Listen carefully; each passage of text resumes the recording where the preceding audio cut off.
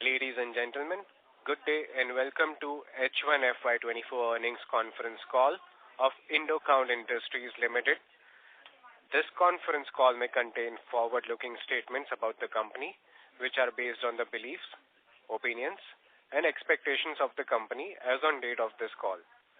These statements are not the guarantees of future performance and involve risks and uncertainties that are difficult to predict.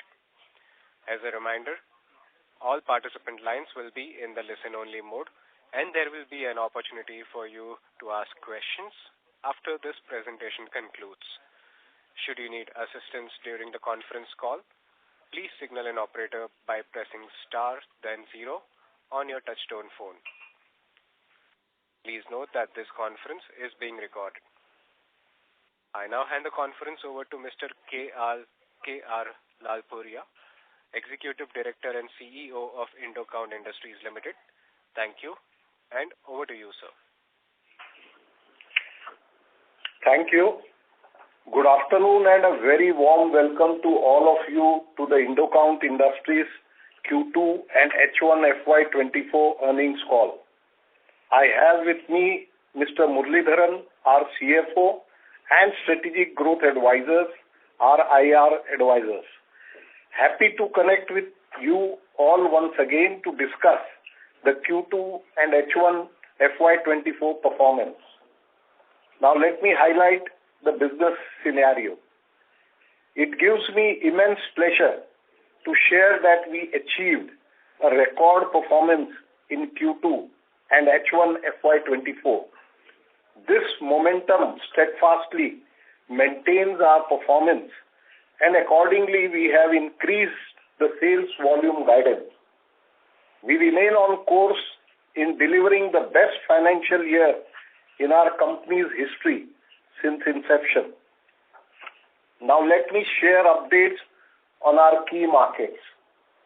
We are seeing positive signs in USA on a YOY basis as major retailers have initiated restocking activities since Q1 FY24. Additionally, retailers in global markets are expanding their sourcing strategically from Indian home textile manufacturers to de-risk themselves. In the longer term, the growth prospects of our sector is encouraging. The same is visible in our performance, where we have added new geographies and brands to our business. The Government of India's promotional steps, the China Plus One strategy, our various omni-channel marketing strategies, existing FTA agreement with Australia and UAE, including the proposed under discussion FTAs with UK and EU, will play a pivotal role in driving growth. Domestic cotton prices have stabilized in comparison to international levels. Also, India with adequate raw material availability ensures the security of supply chain, thus providing necessary confidence to our customers, thereby improving our market share. Now coming to our recent performance and updates, I am delighted to announce that we have achieved remarkable success due to our robust balance sheet, our strategic investment in supply chain, and a continuous focus to increase the contribution from value-added segments of the fashion, utility, and institutional business.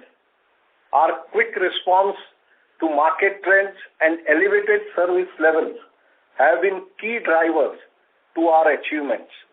In Q2 FY24, we achieved a significant milestone by surpassing the rupees 1,000 crore revenue mark. This accomplishment stands as our highest ever quarterly and half-yearly revenue, along with EBITDA. We continue to maintain our gross margin. Our EBITDA has shown growth as anticipated, driven by increased volumes and cost optimization. The full integration of the Bhilad unit has further aided the improved performance. Additionally, we commenced production in our fashion bedding unit as well as the new spinning unit at Alte, thus enhancing our capabilities. In light of the H1 performance and our view on end markets, we are revising our volume guidance for FY24 to a range of 90 to 100 million meters. This is while maintaining our margin guidance at 16 to 18%. This is a testament to the strong acceptance of Indocount brand and Make in India product. Not only our approach has elevated customer delight, but has attracted new geographies like Australia, Japan, and Latin America. As we strategically pivot towards the B2C, B2B, and D2C segments, we are achieving better traction for all our different categories of product. Our domestic brands, Boutique Living and Layer, are garnering enthusiastic customer responses. Now let me talk to you about our ESG initiatives. In our pursuit of future growth, Indocount is taking significant steps to enhance its operational efficiencies. We are spearheading a digital transformation with seamless IT integration to streamline operations, gain better control on supply chain, and thereby enhance our customer services. This digitization empowers our employees with quick access to information, boosting productivity and improving client relationships. Furthermore, we are driving sustainability with an investment of approximately rupees 50 crores in 10 megawatt solar power generation project in Gujarat. This will enable the Bhilad plant to run on 90% green energy by Q4 FY24. Our commitment to ESG extends to initiatives towards development of branded cotton like BCI, organic, and ELS cotton. Our collaboration with Partex Seeds is towards research in improving cotton seed varieties for farmers, thereby helping them to sustain and improve overall cotton yield. Further, we are focused on wastewater treatment to reduce fresh water consumption and have achieved the ZDHC Progressive Level certification, showcasing our commitment to best chemical management practices and global standards. Now I come on to the awards and recognition. Indocount Foundation has been recognized at the national level as second runner-up in the Best CSR in Healthcare category by ASSOCHAM at the second Healthcare Summit and Awards 2023, highlighting our focus on quality healthcare. Additionally, our brand, Boutique Living, received the E-Retail Brand of the Year 2023 award at the ET, Retail E-Commerce and Digital Natives Award 2023. Now let me share with you our consolidated financial performance. I am happy to announce that we have achieved a highest ever quarterly sales volume of 27.8 million meters for Q2 FY24. Total income, rupees 1033 crores in Q2 FY24 versus rupees 849 crores in Q2 FY23, a growth of 22% on a YOY basis.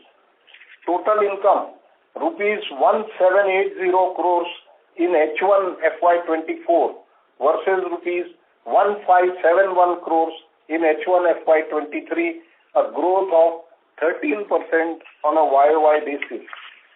EBITDA for Q2 FY24 stood at 189 crores versus rupees 120 crores in Q2 FY23, a growth of 58% on a YOY basis. EBITDA margin for Q2 FY24 stood at 18.3% versus 14.1% in Q2 FY23, a growth of 420 bips. EBITDA for H1 FY24 stood at 319 crores versus rupees 261 crores in H1 FY23, a growth of 23%. EBITDA margin for H1 FY24 stood at 17.9% versus 16.6% in H1 FY23, a growth of 135 bips. PAT rupees 114 crores in Q2 FY24 versus rupees 67 crores in Q2 FY23, a growth of 70%. PAT rupees 188 crores in H1 FY24 versus rupees 144 crores in H1 FY23, a growth of 30%. EPS is rupees 5.77 in Q2 FY24, and for the half year FY24 it is 9.49. Our net worth is rupees 1941 crores as at 30th September 2023. Our net debt to equity as of 30th September is 0.33. Now with this, I hand over back for the question and answers. Thank you very much. We will now begin the question and answer session. Anyone who wishes to ask a question may press star and 1 to ask a question. If you wish to remove yourself from the question queue, you may press star and 2. Participants are requested to use handsets while asking a question. Ladies and gentlemen, we will wait for a moment while the question queue assembles.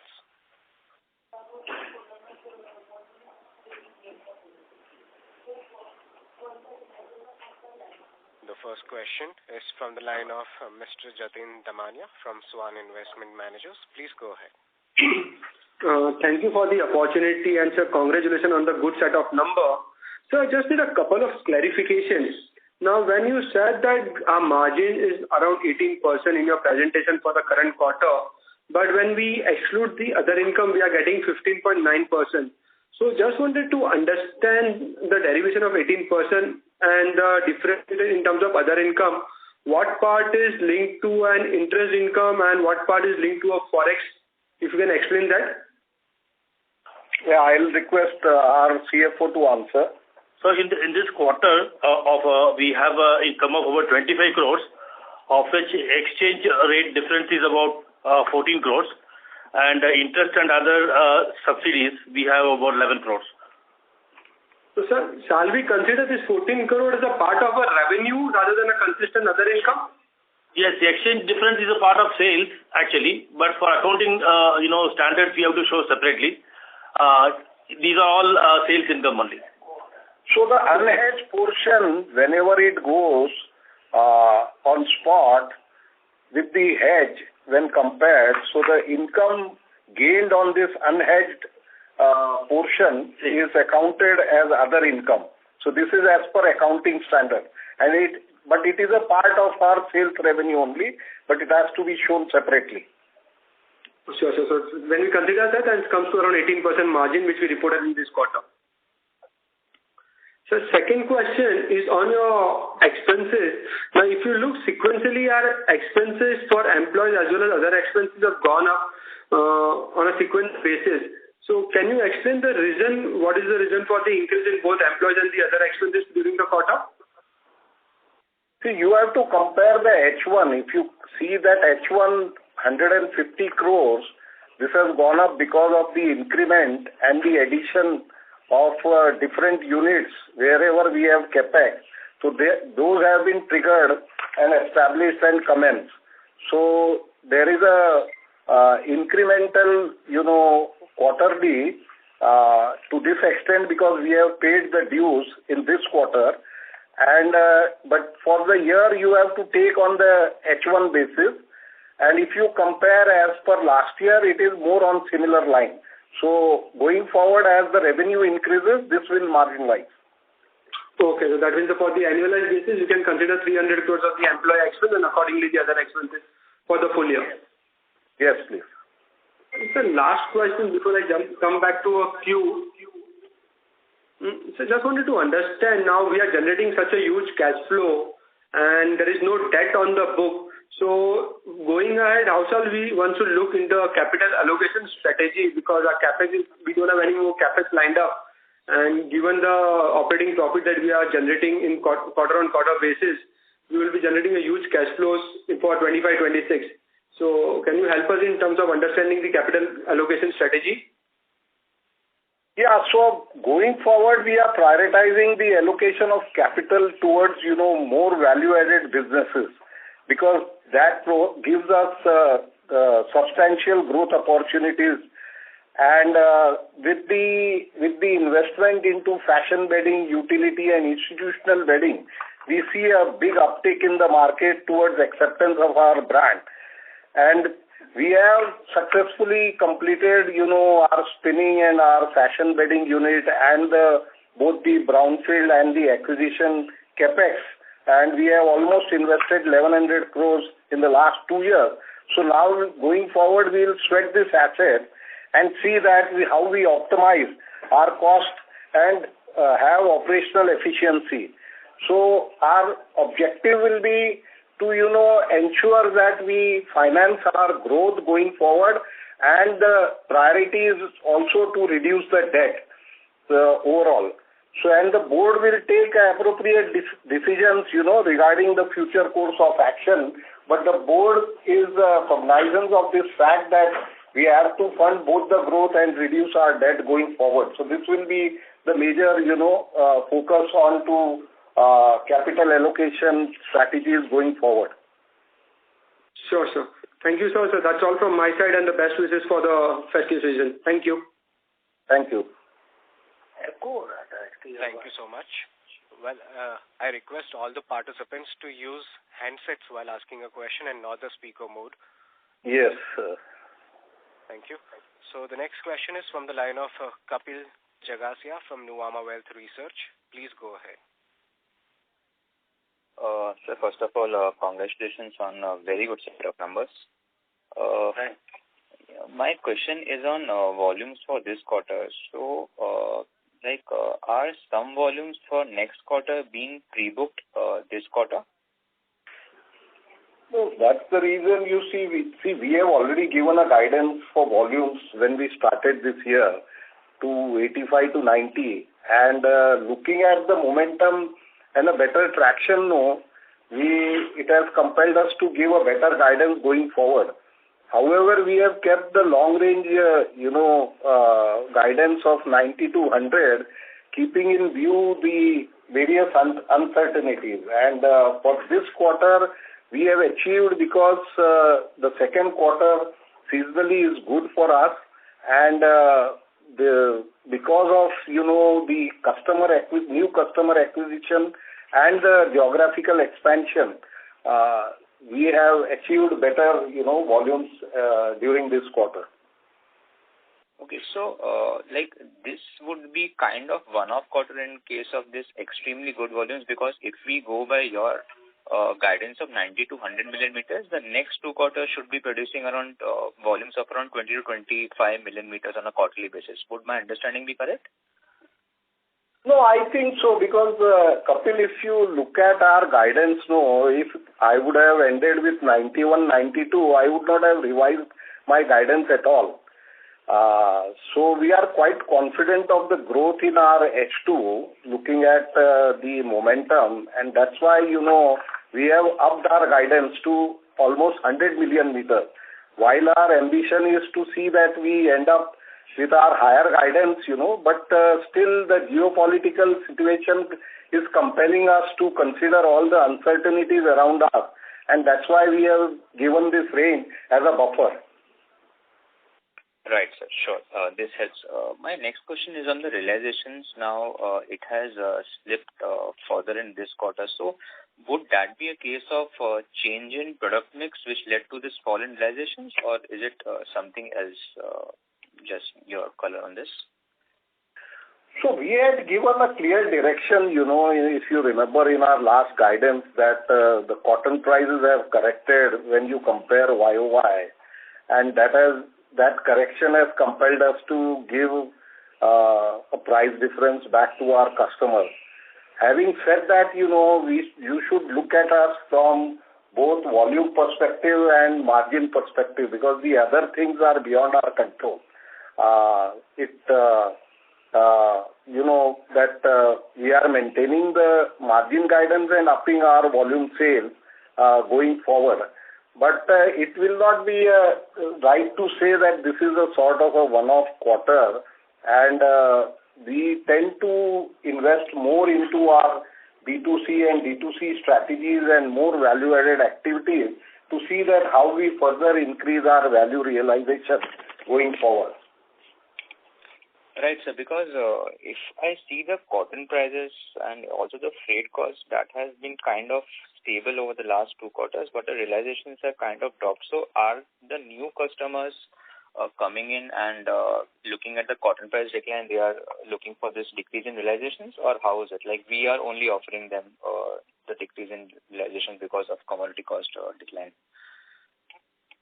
No, we are not offering any discount to new customers because the Indocount brand is very well known and we are the largest global bed linen player, and we have a complete 360-degree solution as far as bedding is concerned. So we are investing, as I said earlier, into more value-added products, and we had given direction that our fashion, utility and institutional bedding will be 30% of our overall revenues in the coming years. And our focus should be that how we can sweat our assets, utilize our capacities going forward, how we maintain our margin. The product mix may change to certain extent, and the other factors sometimes compelling us to, address the price range is also there. So, but having said that, there is no discount on the price levels which we offer to any customers, and we are maintaining decent price realization going forward. Right, sir. And just my last question on gross margins would need some flavor from your end.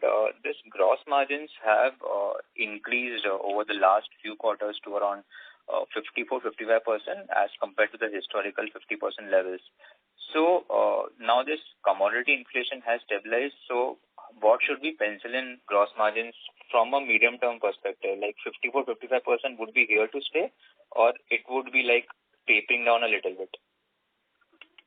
Well, it will stay to this similar numbers, because if you compare our H1 to H1, you will get a flavor of that. And if you compare even to our financial year 23 numbers, you will get decent direction on our gross margin. And that's the reason I mentioned in my speech earlier that we are maintaining gross margin, because the company is regularly investing into the supply chain, taking proper position onto the raw material side, and hedging the position accordingly with the order book position.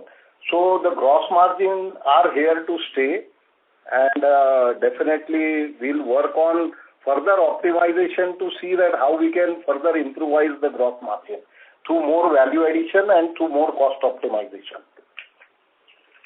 Sure, sir. This has once again congratulations on a great set of operational numbers. Wish you happy Diwali in advance.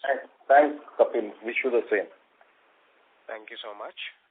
The next question is from the line of Nirav Savai from Abacus. Please go ahead. Thanks for the opportunity, sir, and many congratulations for achieving this 1,000 crore milestone revenue in a single quarter. Sir, I had 3 questions. One, you had alluded in your previous calls also that fashion, utility, institutional will contribute about 30% of revenues going forward. So how has it progressed, and what is the contribution of these segments in the quarter? So last year we had reported 19%, overall contribution from fashion, utility and institutional to our overall revenue. And this year we are slowly seeing an uptick because now we have commenced production on our fashion bedding unit. And you should look at the full year numbers rather than quarterly. But there will be an uptick into the overall, revenues coming from this particular categories of product. Okay, so fashion has already started production and it is already getting sold, or what is the progress on the fashion bedding side? Oh, it is performing very well. We have commenced production and we have interest of the customers. They are feeling quite confident with the setup which we have to deliver the product. And we have installed world-class facilities to see how we can add more value to the fashion trend and deliver to our customers. So we are seeing an uptick here, as I mentioned earlier, and we will be able to deliver much more better results. But I request that you should see from a yearly perspective rather than, on a quarter-to-quarter basis. But our endeavor is there to see that how we reach our 30% goal of the overall increased revenue, in these three particular categories. And there is a big scope in this, as what we have also mentioned in our presentation, that this China Plus One strategy, if you look at on the bedspread and other items, the China market share is slowly decreasing and the share of India is increasing. So we see that there is big opportunity in this particular categories, and we are working upon it towards it, establishing both back end and front end. Right. Secondly, sir, apart from US, we are also looking out for many newer markets. As you said, UAE, there is already an FTA signed in. Australia, there's an FTA signed in. So what would the proportion of revenue if we were to look at non-US revenue? See, we are increasing our non-US market, and we thank the government for giving us an opportunity both in Australia and UAE with the FTA.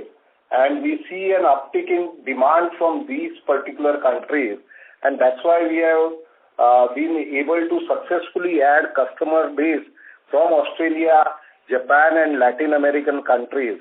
And also in UAE, I need to mention that the GCC countries are looking favorably towards India for their supply chain. So I think there is a good opportunity for us to develop non-US market. And as a company, currently where we stand like around 70 to 75%, which comes from USA, slowly we are working on to how we can improve the non-US market share to almost like 40% and 60% to USA. And I'm glad to say that our strategies are in the right direction, and we will provide you much information as we move ahead. And we are also looking favorably towards having UK FTA sooner or later. There are things which are creating hurdles in it, which are being reported in newspaper every weekly, as both the government would like to, resolve this very quickly. And we see that once this happens, it will also add on to our market share very well, positively. Right. It is a future growth which we are looking at is not only US, it's largely from the non-US geographies where our presence is relatively lower. And that's where we see a higher growth coming in. So US is also see a very organized market, and as we always mention that the categories which we have earmarked and embarked upon, that to develop that fashion, utility and institutional bedding, there is a large market out there which is still to be tapped.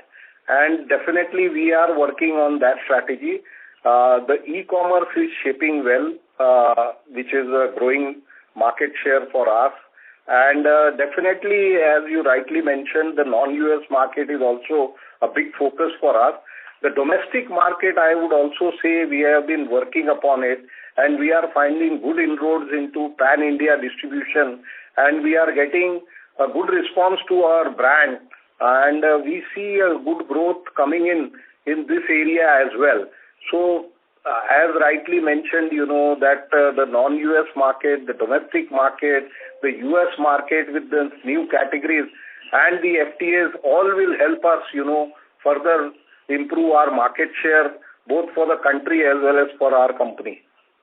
Right. And so last one from my side now. As you rightly said, about large part of the capex is already done, and for the next 2 years we would be looking at sweating the existing capacities. Now, what would be the capex which has been outlined for 25-26? Are we looking for any other larger expansion plan or any inorganic kind of an acquisition future, or how do we see the capital allocation side? Because we understand that a lot of capex capacity is already there in place. So, what would be a capex for this year and next year? So, it will be routine capital expenditure, but we are not leaving any opportunity both on the organic and inorganic side to see how we can further improve our product base, our customer base, and our margin base. So there are a lot of opportunities around us for value-added products to be exported out of India, and the board do recognizes that from time to time what are the opportunities, and accordingly they will take appropriate decisions. But as of now, there are no large plans for investment coming in except for some renewable energy towards cost optimization and then reducing our overall debt so that, we become a debt-free company almost. So these are the priorities for us, and there are large priorities. There are enough priorities out there for India to grow in the textile market worldwide as a global player. So I think the board will take these decisions at appropriate time accordingly, Right. So no large capex, at least in the foreseeable future for 24-25. And if at all something comes up, then it's a different case. Yeah, definitely. Sure. That's it from my side. Thank you very much. I wish you all the best. Thank you. Thanks, Indo. Thanks. Thank you so much. The next question is from the line of Prerna Junjunwala from Elara Capital. Please go ahead. Hello. Thank you for the opportunity. Congratulations for a strong set of results. Thank you. So I wanted to understand, most of the questions have already been asked earlier. I just wanted to understand on cotton outlook, if cotton prices increase because of the news articles talking about lower cotton production, do you think there could be a risk to the margins?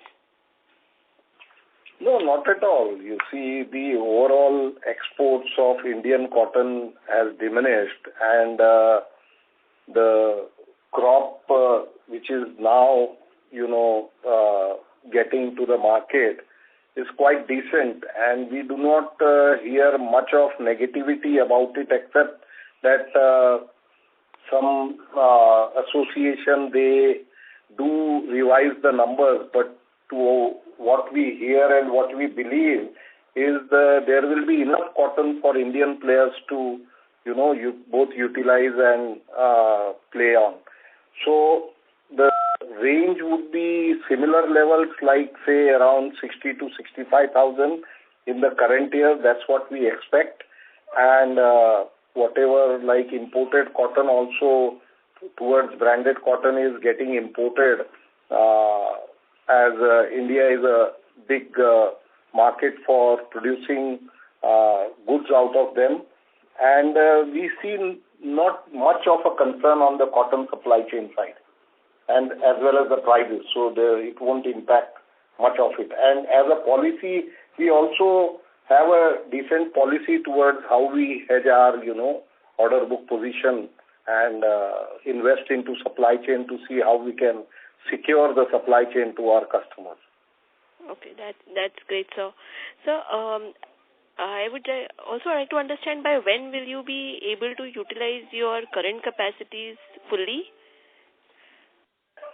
We have already indicated, Prerna, going forward, like in the next 3-4 years, we would like to sweat all our assets, the capacity which we have built on almost 153 million meters. And there are large opportunities out there for Indian companies to tap, and with our clear-cut strategies on to B2C, D2C, as well as domestic market, e-commerce, value-added products. So as a company, we have invested both on the back end and front end to see how we can tap this opportunity. So, and we are on the right track. When you look at our capacity utilization currently and the results which we are getting on from our customer base, and also adding new geographies and new customer base, which is adding overall to our performance, we believe that, we should be able to double our revenue in the next 3 to 4 years. Okay. And so by when do we see target debt levels to come in? What is your target net debt level over the next 2-3 years? See, as I mentioned, our priority is to see how we can, conserve cash and fuel our growth. So that's the first priority, because we have a lot of opportunities, both organic and inorganic, to invest into and, build the company further and utilize our assets much more effectively. At the same time, our philosophy has always been to reduce the debt. So the priority is also to see that in the next 2-3 years, we make the company debt-free with the free cash flow. But it will be prudent for us to say that, the board takes on these decisions very rightly, balancing the act between both growth and the debt reduction from time to time. Understood, sir. And the last question on domestic market, you mentioned that there's a lot of opportunity in domestic market. Just wanted to understand how do you see this geography panning out over the next 3 to 5 years? See, India as a country is growing into a 5 trillion economy, which we all know it is getting much more organized with the UPI payment, and the middle class is growing. If you look at the various numbers of consumption, the overall consumption is growing. We are a young country, and we see that the entire demographic is positive towards consumer goods. And we as a brand are finding a lot of, encouraging responses towards both our brands, Boutique Living and Layers. And we have set up the fundamentals right by setting up a good team, a good product range, a good set of distribution network, and we are building on more point of sales and taking the feedback from our customers and growing this market.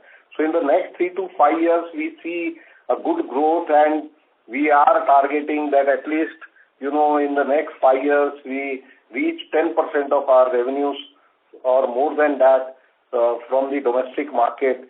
And there is a very large opportunity out there, how people shop and how they consume home textiles, going forward. So we are very optimistic about this, and positively we are taking the correct steps towards this direction, Prerna, going forward. Yeah, okay.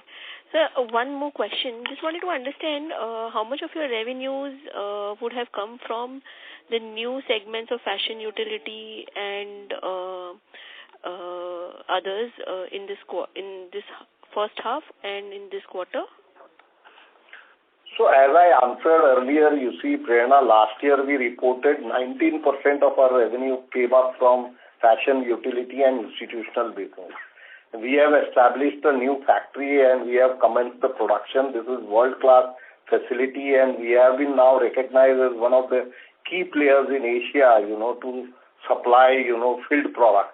And so we are seeing a good uptick, and, it will be better for us to evaluate, on a full year basis, because when the winter starts, there are more needs of, filled product. And we see an uptick on the institutional side of the business also, because the consumers are traveling more, they are using more hospitality products. So we feel that we should grow this number, but we should be able to give a better guidance, in our Q4 results. Understood, sir. Thank you for your detailed responses, and all the best. And congratulations once again for a great set of numbers. Thank you, Prerna. All the best. Thank you so much. The next question is from the line of Sajal Gupta from FE Securities. Please go ahead. Yes.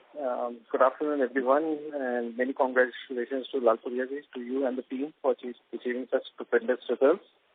They have really been outstanding, and if you compare it with the rest of the companies in the industry.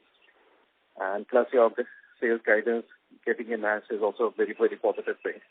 I just wanted to understand one thing, that what has transpired to achieve such good EBITDA margins, because as I understand, GHCL, when you had done an acquisition, it was around 10% margins. So is it the GHCL margins have moved up, or is the rest of the business is doing a higher margins to compensate with GHCL margin? Just wanted to get an idea on that part of the business of yours. So thanks for your wonderful question. And you see, GHCL, when we acquired, we had stated that we will bring about, a complete better integration into the overall culture, the overall product basket, and the overall marketing strategies to see how we sweat those assets. And we communicated and engaged with our existing customers and were able to offer them better end goods.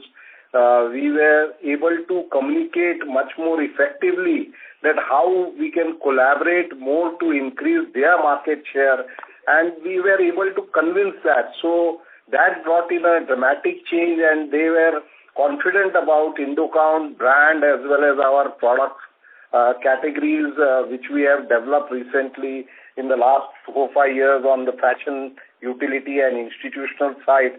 So we got a very good opportunity to cross-merchandise and, offer them better end products which they grabbed, and that brought in an entire elevation to how they marketed their products.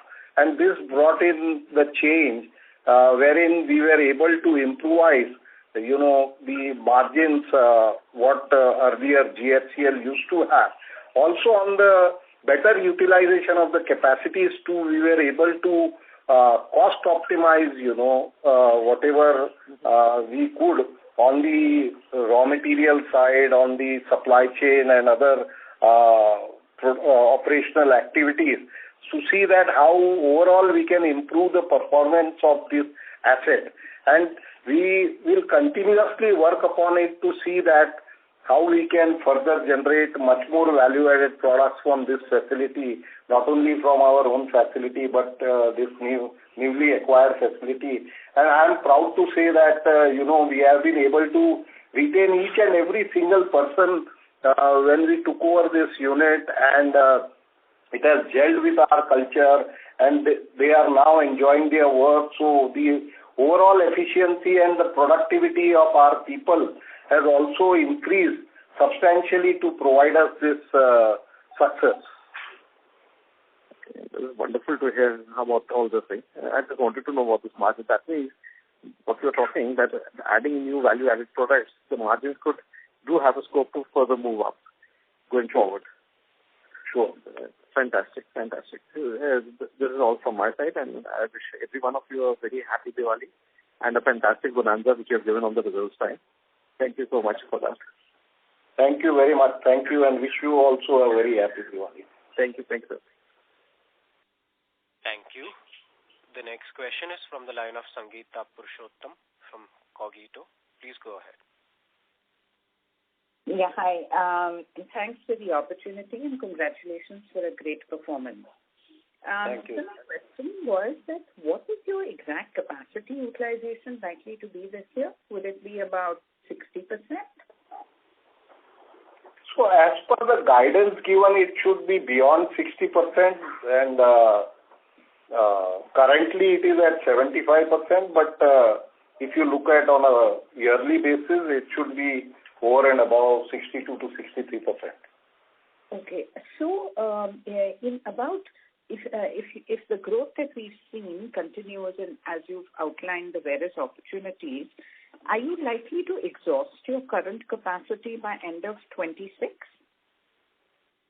That's what our aim is, and that's what the guidance we had given last year also. We have mentioned that once we complete our capacity expansion, both brownfield and the acquisition, our focus entirely is to see how we sweat our capacities, and we have got a big market opportunity out there, and the companies with the right strategy, with the right financial balance sheet, we are able to, penetrate and grab much more market share out there in our product range. And we are a focused company, that's help us into bringing out the optimization into all the activities we work with. So, by say in the next 3-4 years, we should be able to, exhaust our capacities. And as and when needed, having a good balance sheet, and we haven't leveraged it any given point of time. So there is an opportunity, and the board will take appropriate decision to expand further. Right. Okay. Thank you. And sir, what is your domestic sales as a percentage of your total sales right now, and how has it grown in the last 2 to 3 years? Would you be able to give us some numbers on that? See, FY23, we were able to clock 2.5% of our revenue coming from domestic sales, and going forward, we will have a better, on the increased revenue. But as I mentioned, our endeavor is first to establish both our brands very well among the Indian consumers, to provide them necessary services, to set up the back end, to provide the distribution base so that we can deliver correctly and speedily. So all these factors, we are working upon, and we have got a good traction and encouragement from all our consumers, and they are accepting the goods and looking at overall Indian consumption moving up, because of our economy moving up. We see a big opportunity here, and we have the right ingredients to see that how we evolve to a better number, going forward. So once we are on our Q4 call, we will be able to better guide how much is the revenue on the overall domestic side. Right. And in the domestic market, are you focusing on the higher end or the lower end, or across the spectrum? It is across the spectrum, because first we launched Boutique Living, which is an aspirational brand, and we are having a good success on this.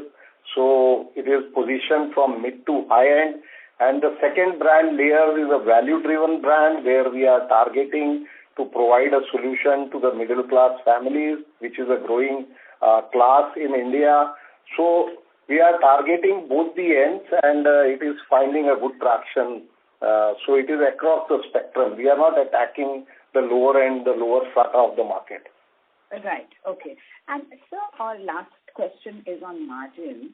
When I look at your margins over, say, the last 10 years, then with the exception of FY16, the margins you're showing this year are the highest that they've probably ever been.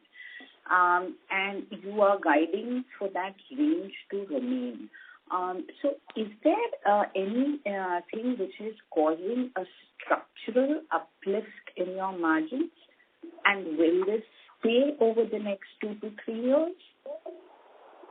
Well, of course, all our strategies are toward value-added creation, because we have moved away from a commodity supplier to a value-driven supplier, high value-driven supplier. And as we had mentioned time and again, that there are opportunities out there on the fashion, utility and institutional side where China dominated all the time. And this is a high margin business. Secondly, on the e-commerce side, the licensed brands also provide an opportunity for higher margin business when you promote it correctly. The domestic business also is a good margin business. So as a company, you see, we are working upon, various B2C, D2C strategies to see how we can scale our margin up. Over and above this, if we utilize our capacities well, if we optimize our cost, if we invest into new technology, automation, digitization to improve our overall operational efficiency, thereby, we will cut our cost. And you see that we are also investing on the energy side through renewable energy like solar and wind, so that we reduce our overall energy cost as well. So going forward, the various strategies, whether on the marketing side, whether on the operational side, will help us improve our overall margin. Thank you, sir, and all the best. Thank you. Thank you so much. Before we take the next question, we would like to remind participants that you may press star and 1 to ask a question. The next question is from the line of Gunjan Kabra from Niveshaay. Please go ahead. Hello, sir. Firstly, what a superb set of numbers, and thank you for the opportunity. So I wanted to understand, is the volume growth on account of new customer additions or positive demand scenario? So if you can bifurcate between the two. So this is on both accounts, you see, because we have an existing business where we have a good customer base which are relying more on us towards their supply chain. There is an uncertain world out there, so they are banking upon both India and our company as well is performing quite well with the necessary infrastructure with our lean and mean and the China Plus One strategy which we have been always mentioning about. So you see a lot of reliance is there to the outside customers to de-risk themselves from China and to have more businesses in India. And we stand out, with our class of, infrastructure and product range and our overall, service level to see how we can deliver more. So that is part one. As I mentioned on the other part, that we have been successful in adding new geographies and new customer base, and this is slowly growing post, this FTAs with Australia, UAE, and also we are targeting other countries like Japan and Latin America. So our overall marketing strategies is towards to build more new markets and new customers, and with the kind of a complete bedding solution which we have as a product range, and being a focused company, we are able to provide a much more better value proposition. So that is helping us, gain much more market share going forward, and we'll work upon it to see that how we can further grow our revenues by sweating our assets going forward. Okay. And sir, how is the demand scenario in the US, like with customer engagements? Do you think the growth the number that we did in this quarter is sustainable for the next 2 quarters or next in the near term? And how is the customer engagement in the Europe and the UK likewise? So we are witnessing, signs of recovery, and as I had mentioned earlier that the customers are also looking to do better business YOY basis because a lot of headwinds were there in FY23 which have diminished or gone away. And therefore we see a big surge in the order inflow, and that prompted us giving, a better guidance, in the very beginning of the year from say what we clocked 75 million last year to 85 to 90 million, and the recovery is enabling us to further improvise our guidance to say 90 to 100. So we see that there is a momentum and there is a demand for the right product, for the right price and for the right service level. So that we are formulating as a strategy to see how we can accomplish that. And our omni-channel strategies are working quite well to see that, how we can improvise further on both the market share as well as our end of products. Okay. Thank you so much, sir, and good luck to you and the team. Thank you very much. Thank you so much. As there are no further questions, I would like to hand the conference over to the management for closing comments. Thank you. We maintain our unwavering confidence that Indocount is poised for sustainable growth, which will not only enhance our brand, but also bolster our profit margins in the future. As demonstrated by our past performance, we are optimistic about our ability to penetrate the market further through our B2C and D2C initiatives. Our track record is a testament to our potential for a promising future. That is all from my side, and I wish all of you a very happy Deepavali. For any further information, kindly get in touch with me or Strategic Growth Advisors, our IR advisor. Thank you. Thank you so much. On behalf of Indo Industries Limited, that concludes this conference. Thank you for joining us. You may now disconnect your lines.